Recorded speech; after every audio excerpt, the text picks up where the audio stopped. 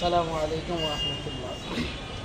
Technology বিষয়ে যে বিষয়টা আমরা দেখতেছি, সায়েন্স টেকনোলজি, আমরা চোখের সামনে যা দেখতেছি মনে হচ্ছে এটাই পরিপূর্ণ এবং অনেক দূর এগিয়ে যাচ্ছে বিজ্ঞান। আসলে তা না। আমরা যদি পূর্বে ঘাঁটি এবং পূর্বের বিষয়গুলো দেখি অথবা কোরআন এবং হাদিসের যদি চোখ রাখি, সুলাইমান আলাইহিস সালাম অর্থাৎ আল্লাহ তাআলার পয়গম্বরদের মধ্যে এমনও পয়গম্বর আল্লাহ তাআলা পাঠাইছেন যেরকম সুলাইমান আলাইহিস সালাম। ওনার মতো টেকনোলজি আল্লাহ তাআলা পৃথিবীতে পূর্বে এবং ভবিষ্যতে এখনও পর্যন্ত আর পাঠাননি, ওইরকম আর হবেও না। যেরকম আল্লাহ তাআলা সুলাইমান আলাইহিস সালামকে যেরকম একটি রাজ্য দান করেছিলেন, তার মধ্যে ছিল 1 সেকেন্ডে আমি যে দাঁড়িয়ে আছি এখানে, সুলাইমান আলাইহিস সালামের যে চেয়ার ছিল উনি ওখানে বসেছিলেন। এমনও টেকনোলজি ছিল 1 সেকেন্ডে আমি যে বগুড়া দাঁড়িয়ে আছি, বগুড়া থেকে ঢাকা যাওয়ার প্রসেস ছিল, সেটা কি আল্লাহ তাআলা জিনকে ওনার অধীনে করে দিয়েছিলেন। তো আরেকটা বিষয় হচ্ছে সুলাইমান আলাইহিস সালামের বিষয়ে, আল্লাহর পয়গম্বর যখন উনি হাঁটতেছিলেন তখন পিপিলিকারা বলতেছিল যে তোমরা গর্তে ঢুকে যাও, সুলাইমান পয়গম্বর আসতেছে। তখন সুলাইমান আলাইহিস সালাম উনি পিঁপড়াদের কথা শুনে হাসতেছিলেন, মুস্কি মুস্কি হাসতেছিলেন। উনি পাখিদের কথাও শুনতে পারতেন।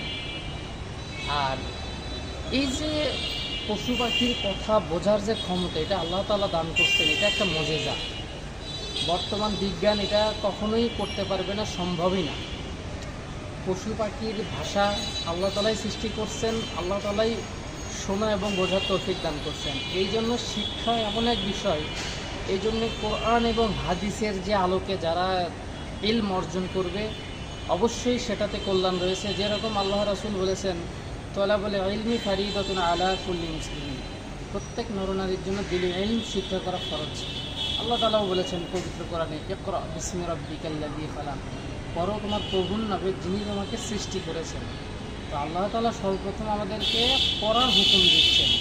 একটা জিনিস জানতে গেলে পড়াটা খুব জরুরি। যদি আপনি একটা জিনিস না শিখতে পারেন তাহলে সেটা কখনো প্রয়োগ করা সম্ভব না।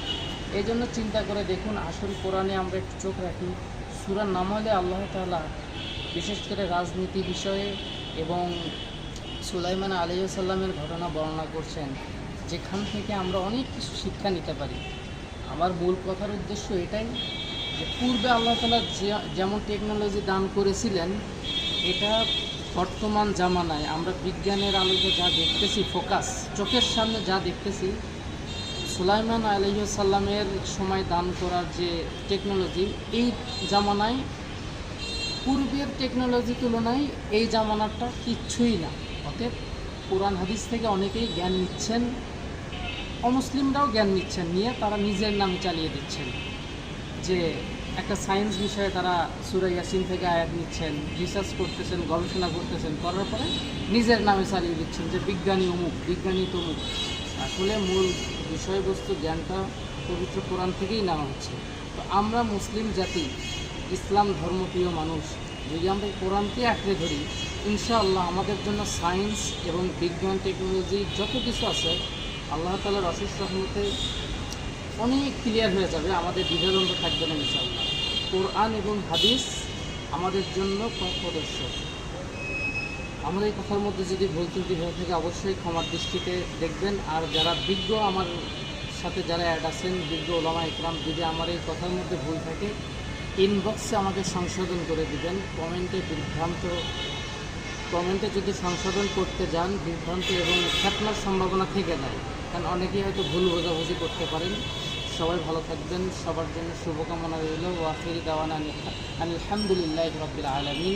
আসসালামু আলাইকুম ওয়া রাহমাতুল্লাহি ওয়া বারাকাতুহু।